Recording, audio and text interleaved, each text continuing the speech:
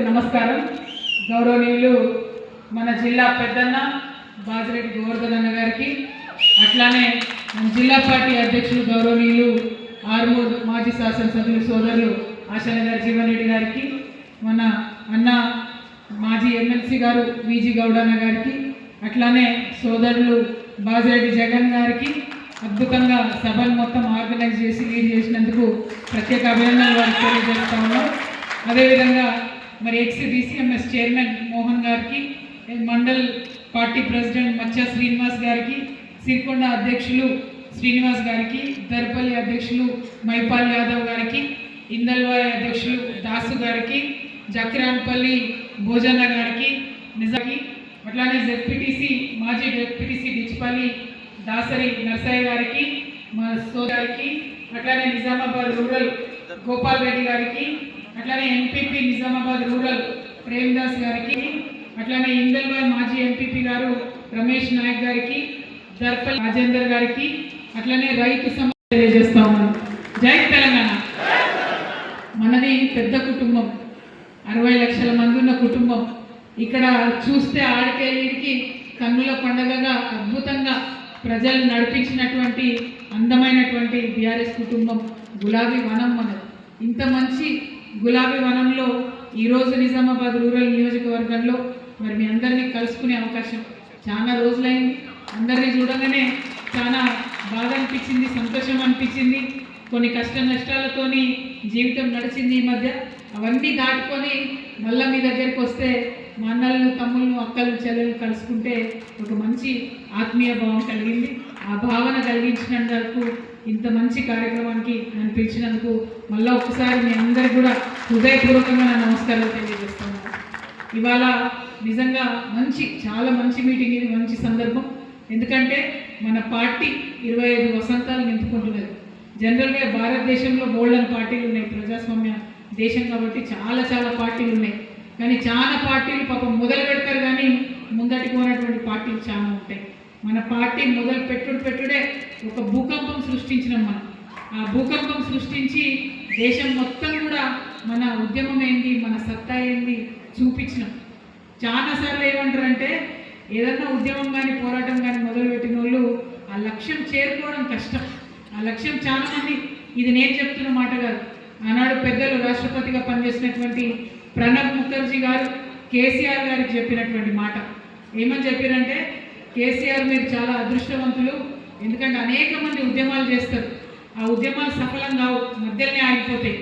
మీరు ఉద్యమం చేసిండ్రు, అది సఫలమైంది, రాష్ట్రం వచ్చింది, వచ్చిన రాష్ట్రానికి మీరు ముఖ్యమంత్రి కూడా కాగలిగిందంటే మీది మామూలు విషయం కాదు, చాలా అద్భుతమైనటువంటి విజయం అని చెప్పి ఆనాడు ప్రణబ్ ముఖర్జీ గారు కేసీఆర్ గారిని రాష్ట్రపతి హోదాలో దీవించినటువంటి సందర్భంలో నేను కూడా ఆ మీటింగ్లో ఉన్నా. మీ దయ వల్ల నేను ఎంపీగా గెలిచినప్పుడు పెద్దసారి మా ఎంపీలందరినీ తీసుకొని రాష్ట్రపతి గారి దగ్గరికి పోయినప్పుడు ప్రణబ్ ముఖర్జీ గారు చెప్పినటువంటి మాటలు, ఎందుకంటే ఆయన జీవితంలో అనుభవంలో ఎన్నో ఉద్యమాలు చూసుంటాడు. కానీ చాలామంది కొంచెం ముందటి పోతారు, కొద్దిగా ఇబ్బంది రాగానే పక్కకి వెళ్ళిపోతారు, విడిచిపెట్టేస్తారు, లేదా తొవ్వ తప్పుతారు, లేదా అనుకున్నది సాధించేటటువంటి పరిస్థితి ఉండదు.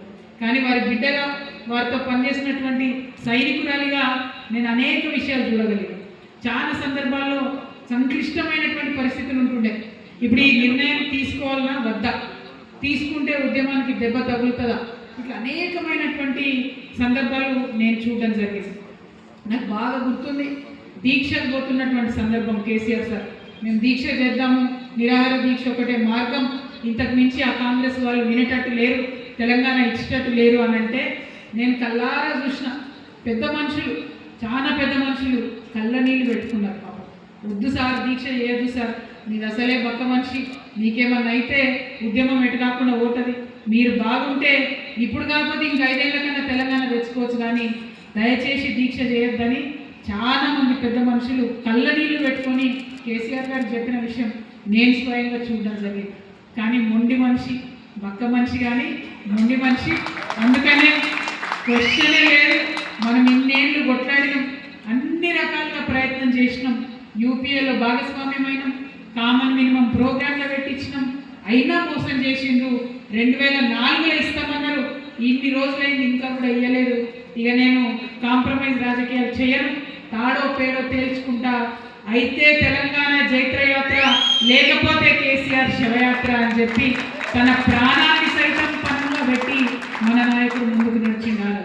ఆయన ధైర్యం, ఆ పంతం, ఆ పట్టుదల ఇవాళ తెలంగాణ రాష్ట్రం. అంతేగాని ఉట్టుట్టిగా రాలే తెలంగాణ, ఎవడో మనకు బిచ్చమేస్తే రాలే. మనం ఒక కంపల్షన్ క్రియేట్ చేసినాం, ఒక పొలిటికల్ కంపల్షన్ క్రియేట్ చేసినాం. అన్ని రకాల ఆందోళన తర్వాత జన ఆందోళనకు మనం దిగితే మన ఆందోళన విధానం, మనం చేసినటువంటి ఉద్యమం నిజంగా ఎంత అద్భుతం అంటే మన తెలంగాణ ప్రజలు కేసీఆర్ గారు ఒక్క పిలిపిస్తే ఊరూరా మా ఆడబిడ్డలు బోనాలు పట్టుకొని బయలుదేరేది, ఊరూరా మా అన్నదమ్ములు పోయి నిరాహార దీక్ష టెంట్లలో కూర్చునేది. కులాల వారీగా, మతాల వారీగా, సంఘాల వారీగా ఒక్కరోజు కూడా టెంట్ ఖాళీగా ఉండొద్దనే పట్టుదలతోని మనం కంపల్షన్ క్రియేట్ చేసినాం. మనం ఒకసారి రహదారి దిగ్బంధనం అంటే ఏ ఒక్క బండి కూడా కదలకుండా చేయగలిగినాం. మనం రైల్ రోకో అంటే ఢిల్లీ గర్జన వణికింది. మనం సింగరేణిలా బొగ్గు ఆపుతున్నామంటే మొత్తం ఇండియా భయపడేటువంటి పరిస్థితి వచ్చింది. అంటే ఒకటి కాదు, రెండు కాదు, మన ప్రజల న్యాయమైన ఆకాంక్ష చెప్పడానికి ప్రతి అడుగును మనం ముందుకు తీసుకుపోయినాం. ప్రతి విషయంలో కూలంకుషంగా ఆలోచించి ముందుకు పోయినాం. వీటన్నిటినీ ఇందాక అన్న పసుపోడి చెప్తుంటే నాకు గుర్తొచ్చింది. కేసీఆర్ గారు 36 పార్టీల చుట్టూ తిరిగి 36 పార్టీలకు సీడీ చూపించి తెలంగాణకు జరిగినటువంటి అన్యాయం సీడీ వేయించినాం. అప్పుడు హిందీలో, ఇంగ్లీష్లో చూపించి అందరిని ఒప్పించారు.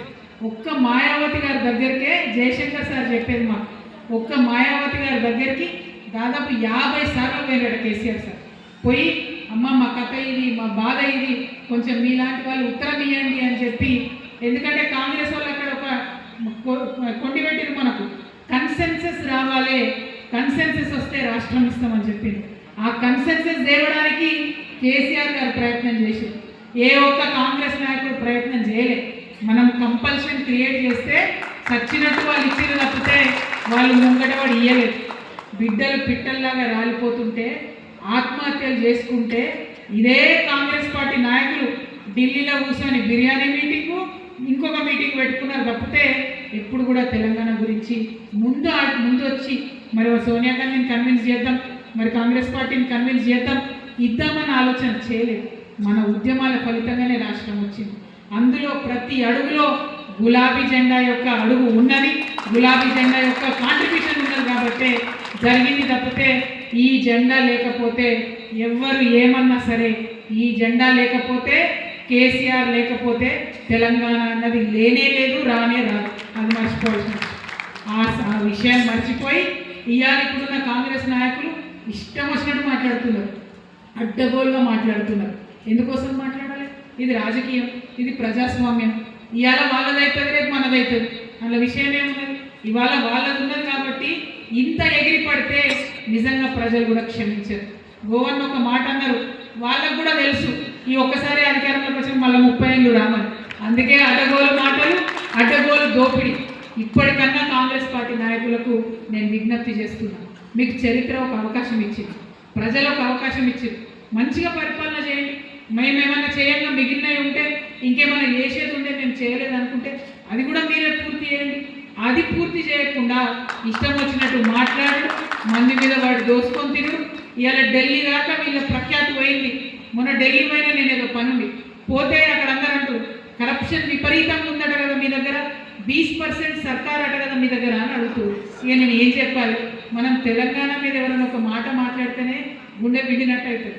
ఏ రాష్ట్రంలోనైనా సరే, ఎవరైనా సరే మన రాష్ట్రం బాగుంది, మన రాష్ట్రం నంబర్ 1 అని చెప్పాలి అనుకుంటాం. కానీ ఢిల్లీకి పోతే आपके पास 20% సర్కార్ చల్ रहा అంటే నేను ఏమనాలి? ఎంత బాధ అయిందంటే కాంగ్రెస్ వాళ్ళని ఒకటే కోరుతున్నాం, ఈ అవినీతి, ఈ డబ్బులు ఏం చేసుకుంటాం? ప్రజల ప్రేమ పొందండి. ఎట్లా అయితే ఇక్కడ ఉన్న మేము పొందినామో అట్లా మీరు ప్రేమ పొందండి. డెఫినెట్గా చిరకాలం నిలబడతారు రాజకీయాల్లో. మరి ఆ కాంగ్రెస్ పార్టీ నాయకులు గెలిచింది. ఓ పక్క మంది మీద కూడా దోసుకొని తినబట్టారు, ఇంకో పక్క బీజేపీని ఏమన్నారు వాళ్ళు, బీజేపీ వాళ్ళు వీళ్ళని ఏమన్నారు. అన్నయ్య చెప్పినట్టు మొత్తం కంబైన్డ్ కాంప్రమైజ్ పాలిటిక్స్ నడుస్తున్నాయి. 8+8 తెలంగాణ ప్రజలు 8 వీళ్ళకి 8 వాళ్ళకి ఇచ్చారు. మన ప్రజలు మంచోళ్ళు కాబట్టి మొన్న బడ్జెట్ వచ్చింది, సిగ్గుతో తల తీసుకోవాలి ఈ 2 పార్టీలు కూడా. 8+8 = 0 అయిపోయింది తప్పితే ఒక్క రూపాయి రాలే, 8 రూపాయలు రాలే. ఇంక ఇక్కడ మన ఎంపీ గారు నీతి సూత్రాలు చెప్తాడు నిన్న కూర్చొని. పసుపు బోర్డు సాధించే తెలివి లేదు ఈయన గారికి, కానీ బాగా మాటలు మాట్లాడుతున్నారు. మేము పోయినాం, తీసుకొచ్చినాం, చాలా మంది ముఖ్యమంత్రుల దగ్గర లెటర్లు తీసుకొచ్చి ఇచ్చినాం. మీకు ఒక మాట చెప్పాలన్న, పసుపు రైతులు వచ్చిపోయారు కాబట్టి. పసుపు బోర్డు లాగానే అనేక బోర్డుల కోసం పోరాటం జరిగింది. అది పొగాకు బోర్డు, టీ బోర్డు, అవన్నేమో పార్లమెంట్లో పెట్టి చట్టం చేసింది. ఓన్లీ పసుపు బోర్డు అంటే ఎంత తేలిక అంటే, ఎంత అలుసు అంటే, ఎంత చులకన అంటే, కేవలం గజెట్ ఇచ్చి పెట్టేసారు అంతే. పార్లమెంట్లో పెట్టలేదు, పాస్ చేయలేదు. అందుకే మొన్న బడ్జెట్లో పసుపు బోర్డుకి ₹1 కూడా ఇవ్వలేదు, ఇచ్చే అవకాశమే ఉండదు. ఎందుకంటే చట్టబద్ధత లేదు పసుపు బోర్డుకి. నేను అరవింద్ గారికి చెప్తా ఉన్నా, నువ్వు ప్రెస్ మీట్లో కూర్చొని పిచ్చి మాటలు మాట్లాడు కాదు. నిజంగా నిజంగా నువ్వు ఇందూరు బిడ్డవైతే, నిజంగా నీకు దమ్ము ధైర్యం ఉంటే చట్టబద్ధత తీసుకురా పసుపు బోర్డుకి. పసుపు ధర తగ్గినప్పుడు రైతులను చాదుకో, పసుపు కొత్త ప్రయత్నాలు చేయి, ఇంకా ఇంప్రూవ్ చేయి. తక్షణమే నువ్వు బాండ్ పేపర్ రాసిచ్చినా కూడా మరి ఇన్నేళ్ళైంది ఇయ్యలేదు, ప్రజలు అయినా నిన్ను క్షమించింది. ఇప్పటికన్నా కనీసం సిగ్గు తెచ్చుకొని ఆ పసుపు బోర్డు పాస్ చేయించు పార్లమెంట్లో, చట్టబద్ధత తీసుకురా, దాన్ని పనికొచ్చే పనులు చేయి. అంతేగాని ప్రెస్ మీట్ పెట్టి పిచ్చి పిచ్చి మాటలు మాట్లాడితే ఇది ముంగటి బీఆర్ఎస్ కాదు బాబు. నేనైతే మా కార్యకర్తలు ఆపలేని పరిస్థితి ఉంటుంది కాబట్టి దగ్గర పెట్టుకోవాలని చెప్పి కూడా అరవింద్ గారికి నేను హెచ్చరిక చేస్తాను. ఎందుకంటే వాళ్ళు తీసుకురారు, అధికారంలో వాళ్ళే ఉన్నారు. తేవచ్చు కదా, ₹1 తేవచ్చు కదా, తెచ్చిందా? మొన్న బడ్జెట్లో కనీసం తెలంగాణ ఊసన్నా ఉన్నదా, పేరన్నా ఎక్కిందా? మరి అట్లాంటప్పుడు ఒక్కసారి తెలంగాణ ప్రజలు కూడా దయచేసి ఆలోచన చేసుకోవాలి.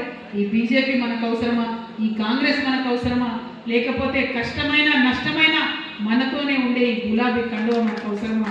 ప్రజలు దయచేసి ఆలోచన చేయవలసిందిగా నేను కోరుతాను. మరిగా మన వరంగల్లో జరిగేటటువంటి సభ మన 25 ఏళ్ళ చరిత్ర, అది కేవలం మన చరిత్ర కాదు, తెలంగాణ ప్రజల చరిత్ర, తెలంగాణ ప్రజల పోరాట చరిత్ర. ఎట్లా పోరాటం చేసినాం, ఎట్లా సాధించినాం. సార్ ఎప్పుడు ఒక మాట చెప్తారు, కేసీఆర్ సార్, అర్ధాకలతో ఉన్నాం, అటుకులు తిన్నాం, కానీ ఆత్మగౌరవాన్ని మనం తాకట్టు పెట్టలేదు. మనం చేసిన పోరాటమే ఆత్మగౌరవం కోసం. రేపటి నాడు కూడా అదే చేస్తాం, నిజమే చెప్తాం. మనం ఎప్పుడు కూడా బీఆర్ఎస్ పార్టీ అబద్ధాలు చెప్పి పోరాటం చేయలేదు. కానీ ఇదే కాంగ్రెస్ పార్టీ ఎన్నికలలో ఎన్ని మాటలు మాట్లాడిన వాళ్ళు ఒక్కటనే వేస్తున్నారు. అయ్యారు అడ్డగోలు మాటలు, అడ్డగోలు అబద్ధాలు తప్పితే వాళ్ళు చెప్పింది ఏం లేదు. యథా రాజా తదా ప్రజ అంటారు. పైన వాళ్ళ ముఖ్యమంత్రి గారు చేసేదే ఇక్కడ వాళ్ళ ఎమ్మెల్యే గారు కూడా వేస్తున్నారు. పైన ముఖ్యమంత్రి గారు అందరి మీద కేసులు పెట్టి లోపలేస్తుంటే ఇక్కడ వాళ్ళ ఎమ్మెల్యే గారు కూడా పోలీస్ వ్యవస్థను అడ్డగోలుగా మా కార్యకర్తల మీద వాడేటటువంటి ప్రయత్నం చేస్తున్నారు. మా సోదరులు, మా జిల్లా అధ్యక్షుడు జీవన్ రెడ్డి గారు చెప్పినట్టు నిజంగా ఇది ముందటి బీఆర్ఎస్ కాదు. నెక్స్ట్ వచ్చేది కేసీఆర్ 3.0 వస్తుంది, అప్డేటెడ్ వర్షన్ వస్తుంది, కార్యకర్తల వర్షన్ వస్తుంది, కార్యకర్తలు చెప్పిందే నిర్ణయం తీసుకునే వర్షన్ వస్తుంది తప్పితే ఇంకో వర్షన్ రాదు. ఈ 3.0 వర్షన్ కోసమే ప్రిపరేషన్ పింక్ బుక్ నుంచే స్టార్ట్ అవుతుంది. పింక్ బుక్లు నిండాలి, వాళ్ళ పాపం పండాలి, ప్రజలను ప్రేమ పొందాలి, అధికారంలోకి రావాలి, మళ్ళా తెలంగాణను దారిలో పెట్టుకోవాలి. తెలంగాణ ఇవాళ బదనామైపోయింది. ముఖ్యమంత్రి గారు చెట్లు కొట్టేస్తే ఢిల్లీలో కాదు న్యూయార్క్లో కూడా వెళ్తున్నటువంటి పరిస్థితి వచ్చింది. ఆనాడు కేసీఆర్ గారు ఉన్నప్పుడు న్యూయార్క్లో అయినా, ఆస్ట్రేలియాలో అయినా, జపాన్లో అయినా చాలా అద్భుతంగా ఉన్నది టీ హబ్, అద్భుతమైన ఇండస్ట్రియల్ పాలసీ అని ఆనాడు చెప్పుకున్నాం. ఇవాళనేమో భయంకరంగా ఉంది తెలంగాణ అని ఇవాళ పరిస్థితి ఉన్నది. అన్ని విధాలుగా బదనామవుతున్న పరిస్థితి ఉన్నది. ఖచ్చితంగా కేసీఆర్ గారి నాయకత్వంలో మళ్ళా సరి చేసుకుంటాం, రాష్ట్రాన్ని ముందుకు కూడా తీసుకొని పోతాం. మరి ఇక్కడ బాజిరెడ్డి గోవర్ణ గారి గురించి నేను బాగా ఒక మాట చెప్పాలి. ఎందుకు చెప్తున్నా అంటే 2014 కేసీఆర్ గారు మనం ఒంటరిగా పోరాటం చేద్దాం బీఆర్ఎస్ పార్టీ అని అందరికి ఇచ్చినటువంటి ఆలోచనతో నిర్ణయం తీసుకున్నారు. ఆనాడు నేను ఒకటే మాట చెప్పిన, మా నాయకుడికి ఒకటే మాట చెప్పిన, మా నిజామాబాద్ మేము 100% రిజల్ట్ ఇస్తాం, మీకు 9/9 సీట్లు గెలుస్తాం. అప్పటికే 8 మంది గట్టోళ్ళు ఉన్నారు మా దగ్గర. నాకు ఒక బాజిరెడ్డి గారిని తీసుకొని రావాలని ఉంది, మీరు పర్మిషన్ ఇవ్వండి అని కేసీఆర్ గారు పర్మిషన్ ఇచ్చారు. బాజిరెడ్డి గారు అంటే నాకు గౌరవం, ఎందుకంటే ఆయన కాంగ్రెస్ పార్టీలో ఉన్నాడు నాయకుడిగా, ఓడిపోయినా గెలిచినా కాంగ్రెస్లో ఉన్నారు. ఆ కాంగ్రెస్ పార్టీలో వైఎస్ఆర్ రాజశేఖర రెడ్డి గారిని వారు నమ్ముకున్నారు. తర్వాత కాలంలో రాజశేఖర రెడ్డి గారు చనిపోయి జగన్ గారు కష్టాలలో ఉంటే ఆయన జగన్ వదిలిపెట్టి వెళ్ళిపోలేదు. జగన్ వెంట నడిచి జగన్ వెంట ఆయనను కాపాడుకునే ప్రయత్నం చేసింది. కానీ తర్వాత నిర్ణయం జరిగి తెలంగాణ రాష్ట్రం వచ్చిన తర్వాత జగన్ గారు ఆంధ్ర పాలిటిక్స్కి వెళ్ళిపోయినటువంటి సందర్భంలో నేను వారిని రిక్వెస్ట్ చేసిన, అన్న ఇప్పుడు జగన్ అన్నకి ఇక్కడ ఏమీ లేదు, అక్కడ ఉంటుంది వారి పాలిటిక్స్ అంతా, కాబట్టి మరి ఇక్కడ మీరు కేసీఆర్ గారికి బీఆర్ఎస్ పార్టీకి మీరు అండగా రండన్న, మనం రాష్ట్రాన్ని జిల్లాను డెవలప్ చేసుకుందామని చెప్పి నేను అడిగిన. చాలా డ్రామా ఉండే ఆ రోజు. అన్న ఢిల్లీ ఫ్లైట్ ఎక్కిపోయాడు, నేను ఆడ ఎయిర్పోర్ట్లో దిగగానే నథింగ్ డూయింగ్ అన్న మళ్ళీ రిటర్న్ ఫ్లైట్ ఎక్కని చెప్పాను అని చెప్తే, అన్న నా మీద ప్రేమతోని సోదరునైనా చిన్నదాన్నైనా రాజకీయ అనుభవంలో వారికన్నా తక్కువైనా నా మీద నమ్మకం నుంచి ఆనాడు జగన్ అన్నతో ఎట్లున్నాడో కేసీఆర్ గారితో ఉంటా అని చెప్పి వారు వెనక్కి వచ్చి మరి గెలిచి నిలబడి అద్భుతంగా నిజామాబాద్ రూరల్ కాన్స్టిట్యున్సీని నిజామాబాద్ జిల్లాను అభివృద్ధి చేయడంలో వారు కేసీఆర్ గారికి అన్ని విధాలుగా సహకారం అందించారు. ఇవో నాయకులు అంటే ఇట్లా ఉండాలి, ఒకరిని నమ్ముకుంటే వాళ్ళతో ఉండాలి. కానీ ఇప్పుడే బాన్సోడ పోయి వచ్చినాం, ఏముంది అధికారం పోగానే ప్లేట్ ఫిరా ఇచ్చేటటువంటి వాళ్ళు నాయకులు కాదు. వాళ్ళు ప్రజలు నేలేటటువంటి ఆస్కారమే ఉండకూడదు. ప్లీజ్ కూర్చోండి. వాళ్ళు ప్రజలు నేలేటటువంటి ఆస్కారమే ఉండకూడదు. ఇటువంటి నికార్సైన నాయకులు ఒకసారి ఓడినా గెలిచినా వీళ్ళతోనే ఉండాలి, వీళ్ళని పెట్టుకునే ఉండాలి. అట్లానే ఇక్కడ ఉన్నటువంటి మా వాళ్ళకి చాలా మందికి కూడా అందరం కూడా అవకాశాలు అప్పుడప్పుడు రాకపోయి ఉండొచ్చు, ఇబ్బంది జరిగి ఉండొచ్చు. కానీ అది సరి చేసుకోవడానికి నేను కూడా కొత్త వర్జన్తోనే వచ్చిన, కాబట్టి ఇంతకుముందు లెక్క సైలెంట్గా ఉన్నాను. అవకాశాలు మిస్ అవుతుంటే మిమ్మల్ని అందరినీ కూడా బాజిరెడ్డితో కొట్లాడతా, ప్రశాంత్ రెడ్డితో కొట్లాడతా, జీవన్ రెడ్డితో కొట్లాడతా, మా కార్యకర్తలకు న్యాయం జరిగేలాగా, జిల్లా పార్టీ నాయకులందరూ కూడా న్యాయం జరిగేలాగా చూసుకుంటానని మీ అందరూ కూడా తెలియజేస్తూ, మరి పోయేది మన సభ, మన లైఫ్, మన పార్టీ, మనం ప్రజలకు సేవ చేయడానికి ఎన్నుకున్నటువంటి ధర్మ మార్గం. మరి ఈ సభను సక్సెస్ చేయడం అన్నది మనందరం కూడా చాలా హృదయం మీద తీసుకొని సీరియస్గా పనిచేయాలి. ప్రతి ఊరు నుండి కూడా మనం కదలాలి. అన్న బాజిరెడ్డి గారు అట్లనే సోదరులు జగన్ అన్ని అరేంజ్మెంట్స్ కూడా చేస్తారు, ఇబ్బంది ఏమి ఉండదు. బస్సులు ఆల్రెడీ సెంట్రల్ పార్టీ నుంచే బుక్ చేయడం జరిగింది. వాల్ రైటింగ్ కానీ జెండాలు కానీ అన్నీ చేసినాం. మనం చేయాల్సింది ఒకటే, ఆనాడు బయలుదేరే రోజు 27వ తారీఖు నాడు ఎవరి ఊళ్ళో వాళ్ళం జెండా ఎగరేసుకోవాలి, పొద్దున్న 9 సర్ది కట్టుకోవాలి, వరంగల్ బయలుదేరాలి. ఓకేనా? మీరు ఆలస్యం చేస్తే అక్కడ ఏమైందంటే మీ నిజామాబాద్ వాళ్ళు చేరాలని నాకు ఫోన్ వస్తుంది. కాబట్టి అట్లా చేయకూడదు దయచేసి. మా నిజామాబాద్ వాళ్ళు అందరికన్నా ముంగట ముట్టిండ్రు వరంగల్ అని నేను గర్వంగా కేసీఆర్ గారికి చెప్పేటట్టుగా పొద్దుగాల 9కి దయచేసి వెళ్ళాలి. ముందే జెండా వందనం చేసుకోవాలి. ఏ ఊళ్ళో ఆ ఊళ్ళో జెండాలు ఎగరేసుకొని బస్సు ఎక్కాలి. ప్రతి బస్సులో కూడా మంచి కోఆర్డినేషన్ టీము, కొత్త టెక్నాలజీ దయచేసి వాడండి. వాట్సాప్ గ్రూప్స్ పెట్టుకోండి, జీపీఎస్లో ఆన్ చేసుకోండి. ఎందుకంటే దూరం ఉంది వరంగల్ మనకు నిజామాబాద్కి.